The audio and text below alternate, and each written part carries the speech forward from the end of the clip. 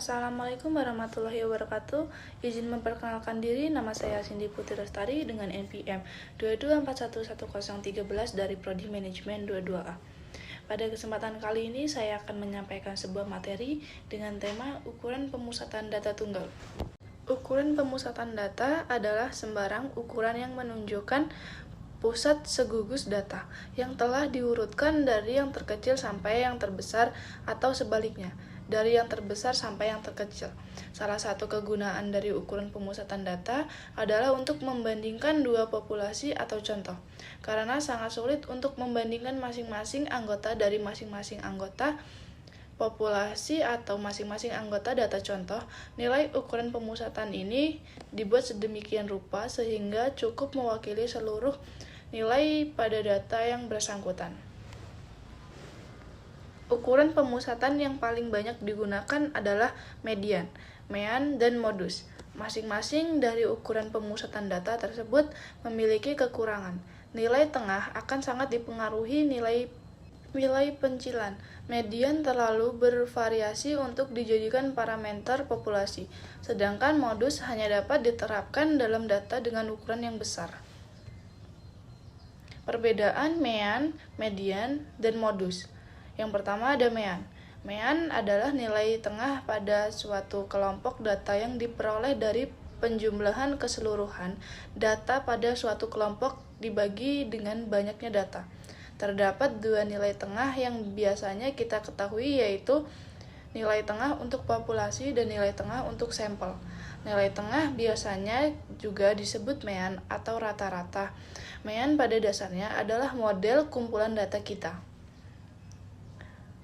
Namun, kita akan melihat bahwa mean seringkali bukan salah satu nilai aktual yang kita amati dalam kumpulan data yang kita miliki. Namun, salah satu properti pentingnya adalah meminimalkan kesalahan dan prediksi salah satu nilai dalam kumpulan data. Artinya, ini adalah nilai yang menghasilkan jumlah kesalahan terendah dari semua nilai lain dalam kumpulan data. Sifat penting mean adalah bahwa ia menyertakan setiap nilai dalam kumpulan data kita sebagian dari perhitungan.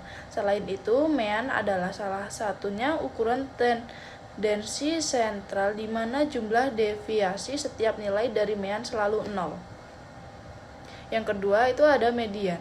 Median adalah suatu nilai yang terletak di tengah kelompok data yang telah diurutkan dari nilai terkecil sampai nilai terbesar, atau sebaliknya. Karena suatu kelompok terbagi atas dua jenis, yaitu kelompok ganjil dan kelompok genap, maka terdapat dua solusi menentukan median yang dapat digunakan untuk kasus tersebut. Apabila median adalah nilai tengah dalam daftar tabel angka yang berurutan naik atau turun dan bisa lebih deskriptif dari mean atau nilai rata-rata. Median seringkali digunakan sebagai kebalikan dari mean. Terdapat pencilan dalam urutan yang mungkin mendistorsi nilai mean. Median suatu urutan data bisa lebih sedikit dipengaruhi oleh pencilan daripada mean atau rata-rata. Terlebih median sendiri adalah nilai tengah, maka kita harus pastikan dulu kelompok datanya, apakah ganjil ataupun genap. Nah, yang ketiga itu ada modus. Modus adalah nilai yang paling banyak muncul.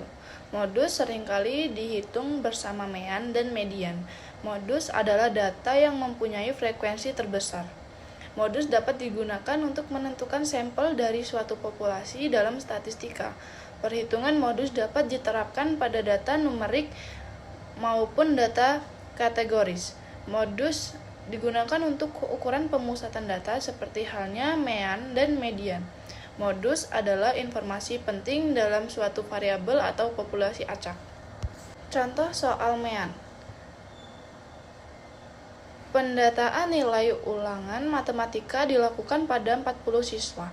Data nilai tersebut dikelompokkan dalam bentuk kelas-kelas interval dimulai dari nilai 52 sampai 100. Data nilai tersebut dibuat dengan rentang antara lain 52 sampai 58, 59 sampai 56, 66 sampai 72, 73 sampai 79, 80 sampai 86, 87 sampai 93, dan 94 sampai 100 dengan masing-masing frekuensi yaitu 7, 8, 6, 5, 7, 4, dan 3. Hasil pendataan nilai ulangan matematika disajikan dalam tabel sebagai berikut. Berdasarkan tabel di atas, tentukan rata-rata hitungan mean. Contoh soal median.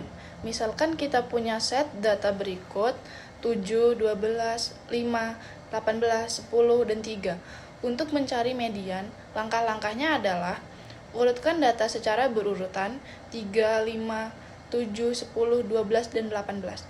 Tentukan nilai tengah. Karena jumlah data ganjil, nilai tengahnya langsung dapat diidentifikasi sebagai median.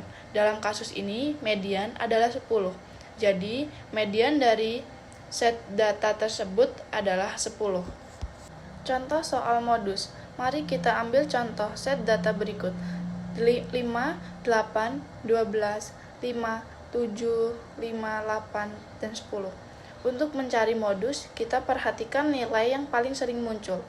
Dalam set data tersebut, nilai 5 muncul lebih sering daripada yang lain, 3 kali.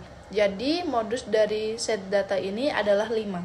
Jadi, modus dari set data tersebut adalah 5. Kuartil.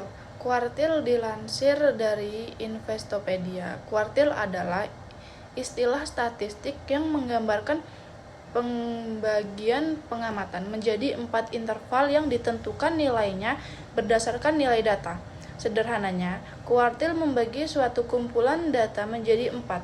Kuartil disimbolkan oleh Q. Karena membagi data menjadi 4 bagian yang sama, maka nilai kuartil harus ada 3. Kuartil dapat dicari pada data yang telah diurutkan. Kuartil tengah Q2 berada tepat di tengah data, sehingga sering disebut sebagai median. Dilansir dari Ceumet, kuartil bawah Q1 terletak di tengah kuartil tengah 2 Q2 dan suku pertama ujung awal data. Desil. Desil adalah suatu istilah yang menunjukkan pembagian data menjadi 10 bagian sama besar. Sebelum menentukan desil, data yang harus diurutkan terlebih dahulu, ya ada 9 desil yang nantinya bisa membagi data menjadi 10 bagian sama besar. Artinya, setiap bagian memiliki persentase yang sama, yaitu 10%. Cara menentukan desil.